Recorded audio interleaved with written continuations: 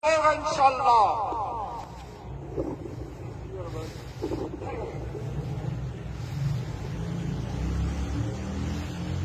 तاسو موږ ستړي شوي یاست. مولانا صاحب أعوذ بالله من الشيطان الرجيم. بسم الله الرحمن الرحيم.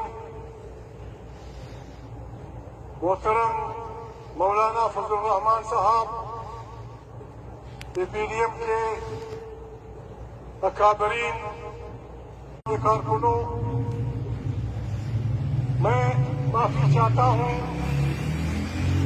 जमयत के उन कारकुनों से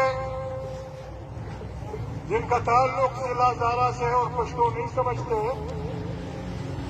अक्सरियत पश्तो बोलने वाले उलमा की है। ये फिर मैं मौलाना साहब से रिक्वेस्ट करूंगा कि उर्दू की थोड़ी सी मेहरबानी वो कर लेंगे। मैं माफी चाहता हूं, मैं कुछ अल्फाज अपने इन दोस्तों के सामने पश्तो में करना चाहता हूं। अजीजानो, د پښتونخوا وطن د ډېرې غیرتي او غړیالۍ خاورې د سهیل قطب لویدیځ او ختیځ سره راغلو د جمعیت علماء اسلام ډېر بهادرو پیاوړو علماء کرام کارکنانو. اول خو زه د مولانا صاحب مشکور یم، ما ته دعوت نه دی راکړی. یوه میاشت مخکې راته ویلي وو چې د مفتي صاحب دغه له به راځي، ما انشاءالله حاضرېږم. نو عزیزانو، عطاء الرحمن دغه ملګري چې سالاران دي د دوی او کارکنانو ته مبارکي ورکوم چې په داسې حالاتو کې چې خلک په کارونو مخته دي دا دومره لوی اجتماع په ډېر منظم انداز جوړول، پر دې دوی ته مبارکي وایم او د الله پاکه څه خواست کومه چې الله پاک ستاسو دا محنت قبول کړي. الله پاک دې په خپل دربار کې قبول او مقبول وګرځوي. ورونو، وخت خطرناک دی. په سیمه کې ډېره بده ورځ ده. هر چېرې زه د مولانا صاحب څخه اجازت غواړم، ځینې خبرې مجبوره یم کوم به یې. تاسو مهرباني کوئ، غوږ مو ورته نیسئ. عزیزانو، علامه اقبال په اردو کې یو شعر وایي، ایک ہوں مسلم حرم کی پاسبانی کے لیے، نیل کی ساحل سے لے کر تابخا کے کاشغر. داسې د جغرافیا ښیي چې مسلمانان د کاشغر د غرونو څخه بیا تر نیل پورې پراته دي. دا ټول د مکې شریفې د مکې مکرمې په حفاظت ته تیار ولاړ دي. زه چاته پیغور نه ورکوم. قرآن کریم وایي تاسو چې خبره کوئ پاکه یې کوئ، رښتیا یې کوئ. عزیزانو، واقعي د اسلام جغرافیا دا ده، لیکن چې څه وخت د یورپ لیوني چې نن هم د نورو جنګونو تیارانې کوي زموږ خلاف، چې دوی مخه را وکړه، دا ټوله نړۍ بخښنه غواړم چاته پیغور نه ورکوو. لویه امریکا فرنګي ونیوله، استرالیا فرنګي ونیوله، چین جاپان ونیوی، هندوستان انګریز ونیوی.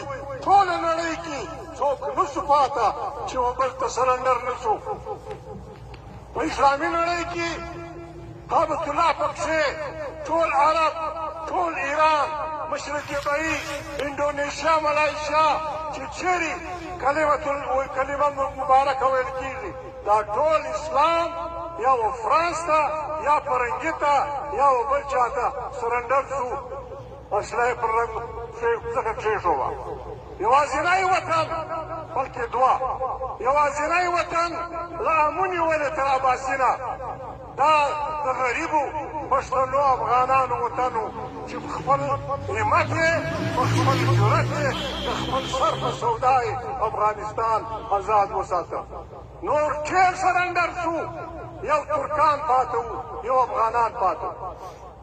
زه په مزید نه ځم عزیزانو، نن تاسو ته خواست کوم، تاسو د جمعیت علماء اسلام کارکنان یاست، د مدرسو طالب علمان یاست مولانا صاحب تاسو مشر دی زموږ دوست هم دی مشر هم دی عزیزانو ډېره مهرباني وکړو موږ تاسې خاص کر نن هم موږ ته خلک د مرګونو تیاري کوي نن هم په دنیا کې هر چیرې چې سره کښېني وایي پښتون افغان معنا دهشتګرد عزیزانو موږ به په خپل همت په خپله ایمانداري په خپل جرأت په خپل ایمان دنیا ته دا ثابتوو چې موږ دهشتګرد نه یو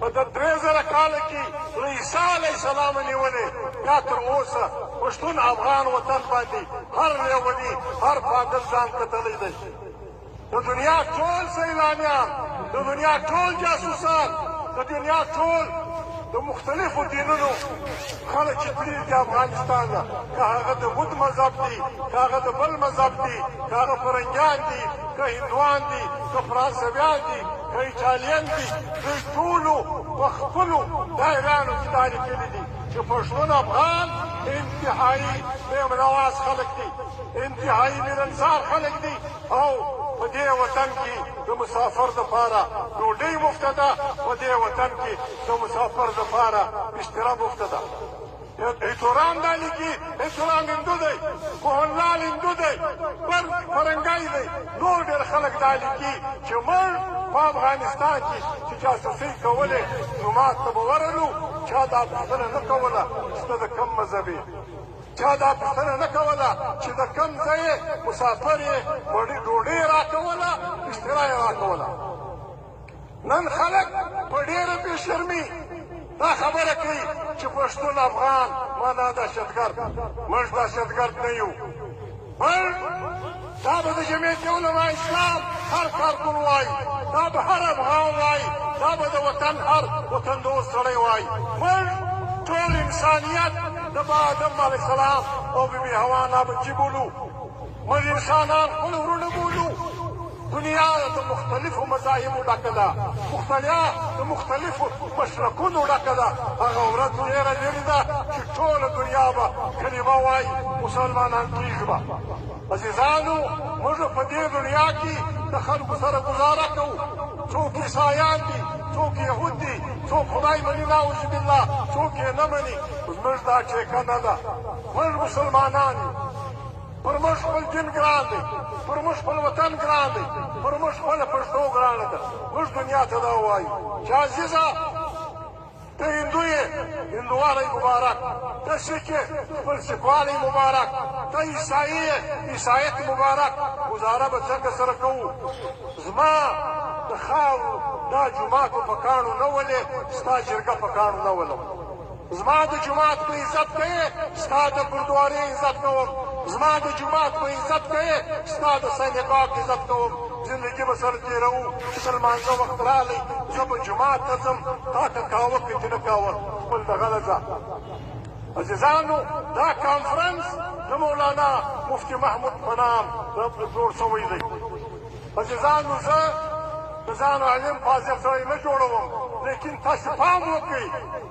لکه څنګه چې په دنیا کې کله کله د مځکې وتر برابر سي ښه موسمونه سي بارانونه سي ډېرې آبادۍ راشي داسې په سلو کلونو کې په 200 کلونو کې داسې پروردګار داسې یو کار وکړي چې د دنیا پر مځکه په یوه وخت کې ډېر زورور انسانان پیدا سي او هغه بیا د خپلو ولسونو رهبري کوي مولانا مفتي محمود صاحب د هغو نسل سړی دی دغو نسل په سلګونو خو نه وو په درزنونو انسانانو چې په داسې یو وخت کې وزېږېدل په دا وخت کې تاسې وګورئ په هندوستان کې ګاندهجي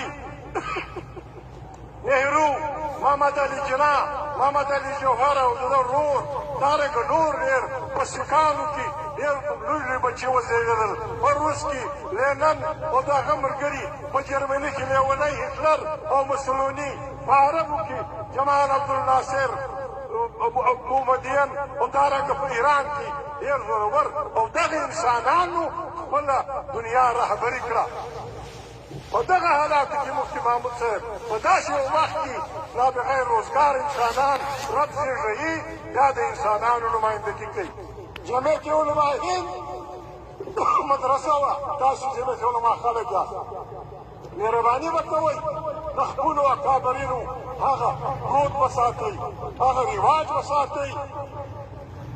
جمعیت علما دیوبند ته به د کانګرس هندوان لیډران ټول راتلل، دلته به کښېنستل، د دوی سره به یې ګپې کولې، د دوی سره به یې چای ډوډۍ خوړله. وزیر الرحمان صاحب ما ته وویل ول زه دغه له تللی وم هندوستان ته، یو هندو راغلی ول زما زوی راغلی، السلام علیکم، زه حیران شوم چې دا د شا دی. ول ده راته ویل چې زه ستا د والد صاحب سره په جیل کې وم او ما قرآن کریم د دیوبند د فلاني عالم دین سره ویلی، هندو سړی چې ځان پښتانه بولو، بیا ځان مسلمانان بولو، بیا ته د جمعیت علما اسلام یې. قرآن کریم وایي پښتانه وایي چې کلي په نامه لري یو خوی تر نورو ښه لري. تاسې به زموږ د کام د نمایندګۍ هغه شکل دنیا ته ښکاره کوئ لکه څنګه چې د دیوبند علماو ښکاره کړی وو. د سیکانو سره هم ګزاره کوله، د هندوانو سره هم ګزاره کوله، د فرنګیانو سره هم ګزاره کوله. عزیزانو نن خلک لجا دي. اصل چې پرابلم دا دی، مسله دا ده، زه مولانا صاحب تپاس کوم، دا د عراق دا د عربو جنګونه په څه شي وسو؟ د دویم جنګ عظیم بعد دنیا په دې پوهېده چې دا که تیل دي، موږ نه پوهېدو. د تیلو په بهانه باندې عرب ټول تقسیم کړل، کورد وطن د تیلو ډکو په څلورو ملکونو کې تقسیم کړه. نن هم شام کې جګړه پر دې نه ده چې حافظ الاسد پر خلکو نه دی ګران. تاوان دا دی چې مصر شام پر داسې ځکه پروت دی چې یورپ ته د تیلو او ګیسو پایپ لاین ځي، خامخا به په شام کې تېرېږي. د روس ډېر لوی پایپ لاینونه په شام کې تېر شوي وو. دا د یورپ د زورورو د امریکا نه دي خوښ، نه یې وخوښ. امریکې دا کوشش وکړ چې دا اوس چې زموږ طالبان پکې اوسېدل، څه نومېږي دا ملک قطر، چې د قطر د لارې د قطر کیش لاړ شي یورپ ته، په هغه باندې پر شام حمله وکړه. حافظ الاسد ول دا بد سړی دی، 1,00,000 انسانان مړه سو، 10,00,000 انسانان د ملک ولاړ. مولانا صاحب موږ به بیداري کوو په خرچکو کې، په مروتو کې، په فلاني علاقو کې. الله پاک دا نعمتونه پیدا شوي دي، پر دې خلک موږ نه پرېږدي. موږ به سره جنګوي، په موږ کې به ډلې جوړوي، موږ به بدۍ سره اخته کوي چې زموږ ګیاسو پټرولو دې ته پر دې زورور راشي. زه وخت نه اخلم عزیزانو، نن زمانه هغه حال ته رسېدلې ده چې خلک لیوان هم په حساب وژني، ګیدړ په حساب وژني، باران په حساب وژني. لیکن عزیزانو هر طالب، هر پښتون، هر سیاسي کارکون باید د ځان څخه دا سوال وکړي چې زما زندګي د مار اهمیت هم نه لري، زما زندګي د ګیدړ د لیوۍ حیثیت نه لري. عزیزانو خلکو زموږ د وطن دا اوس هلته طالبانو باچې نیولې، طالبانو دا شی نیولې ده. زه ځینې ملګري کې پېژنم، زه خواست کوم مولانا برادر ته زه خواست کوم چې بلکل طالبان هم د افغانانو د یوې شی په توګه دا حق لري چې د افغانستان باچې وکړي. لیکن بیداري به غواړي. اختلافات 40 کال عزیزانو، هر پښتون، هر عالم دین، هر طالب علم په دې به الزام وکړي 40 کاله زموږ سر و مال دنیا وهلی دی. د چمبم نه علاوه د دنیا هره وسیله وطن استعمال شوه. موږ په کار دی چې ډېر واضح ووایو چې ګرد د دنیا روس او د ده ملګري، بخښنه غواړم مولا ته، روس او د ده ملګري چې افغانستان ته ننوتل او امن یې نړولي دي، زموږ جوماتونه یې نړولي دي، موږ یې د خاورو سره خاورې کړي یو. دوی به موږ ته د خپل وطن را جوړوي. د هغې دپاره دا نه ده، دا ښځې مسله د افغانستان یوازینۍ مسله نه ده. د افغانستان مسله د افغانستان استقلال دی. افغانستان به مستقل وي. افغانستان به خپل ایجنډه وي. د افغانستان به د هر شي واک د افغانستان د ولس وي. او د ښځو خبره عزیزانو زه په منډه منډه ځکه کوم مولانا صاحب راته ولاړ دی. عزیزانو د ښځې خبره به موږ ته خلک نه راښیي. موږ واحد قام یو، پښتون افغان. موږ واحد قام یو چې ښځه عزت بولو، ښځه آب بولو، په ښځه مرګ کوو، ښځې ته عزت ورکوو. او په وطن کې زموږ تر ټولو لوی ښکنځل دا ده وایي فلانی طلاقي دی. په یورپ کې په امریکا کې هر دویم واده طلاق ته دی ورکوي، دریم واده ته طلاق ته ورکوي. پښتون افغان وطن کې ښځه عزت ده. یوه خبره زه بیا کوم، دې مولانا صاحب ته کوم چې خپل ملګري دې پوه کړه. دا تحفه تیار دی وایي د رسول الله مبارک دا سنت دی چې څلور ښځې وکړو. موږ ټول ږیرې تورې کړو، څلور ښځې. وروره ښځه فرض هم لري، ښځه حق هم لري. طالبانو مولانا زما یاد څه نومېږي افغانستان والا عبدالغني برادر، غني برادره قرآن کریم ښځه ته په جایداد کې برخه ورکړې ده. افغانستان کې دلته تر هغو اسلام نشي راتلی چې ښځه د جایداد مالکه نه شي، چې ښځه بیبي عایشې راګه نه شي، چې ښځه د وطن مالکه نه شي. یا دې څوک ورته وګوري. ښځې زموږ د وطن برخه ده. عزیزانو افغانستان ملتي کور دی. افغانستان کې به مهرباني وکړئ یو خاص کوم برادر ته، برادر ما لیدلی دی، ما ورته مجلسونه ورسره کړي چې خدای ته وګورئ. دې نقطې ته به اخري ټکی ږدو چې تر څو به موږ د توپک په زور یو د بله څه باچوي نه شو. افغانستان کې داود یو پیښه وکړه، بیا د غره پاڅېدی بلاولی، سړک انقلاب یې وکړ، بیا جنډه سوه، بیا مړي سو، بیا فلانی، بیا فلانی، بیا ګلبدین، بیا افغانه، بیا افغانه. اوس بیا دې ته د پای ټکی ږدو چې جنګ ختم. افغانستان لویه جرګه راوغواړئ، برادر صاحب لویه جرګه راوغواړئ، مولانا فضل مامان هم در وغواړئ چې افغانستان کې مستقل جنګونه بند کړو. یوه خبره اخري کومه، نن بیا زموږ په وطن کې زموږ د عقل امتحان دی. نن بیا خلک زموږ غرونو ته داسې ارادې لري د چین په بانه، د ایران په بانه، د فلاني په بانه چې پر دې وطن بیا یو دوږخي جنګ مسلط. زموږ د عقل امتحان دی. موږ به کوشش کوو چې خپل وطن د دې مستو سالدانو 40 کاله یې موږ وژلي یو، نور موږ د جنګ توان نه لرو. تاسو راغلي یاست، تاسو ټول ته مبارکي وایم. الله پاک مو وساته، بیداره اوسئ، تنظیم برابر کړئ، لیونتوب به نه کوئ، منظمې لیکې جوړې کړئ. انقلاب ولسونه راولي، دا د انقلاب پیلامه ده، دا د انقلاب نښه دي. انقلاب په لیونتوب نه راځي، انقلاب په تنظیم راځي. چاته بد نه وایو، چاته ښکنځل نه کوو. خدای مو وساته، الله دې خیر در پېښ کړي، الله دې مفتي صاحب وبخښي، خدای دې موږ ته د هغو مشرانو پر لار باندې ما ځینې نومونه نه واخیستل. باچا خان په دا علاقه په دا وخت کې پیدا شو، جنډول په دا وخت کې پیدا شو، او زموږ فقیر یې پیدا شو. موږ ته به خلک دا نه ښیي. او د وطن خبره عزیزانو اخري خبره، خلک وایي د وطن خبره مه کوئ. شاعر ما ته نه دی معلوم، تاسو د مدرسو طالب علمان یاست، دې ته فارسي ترجمه نه غواړي.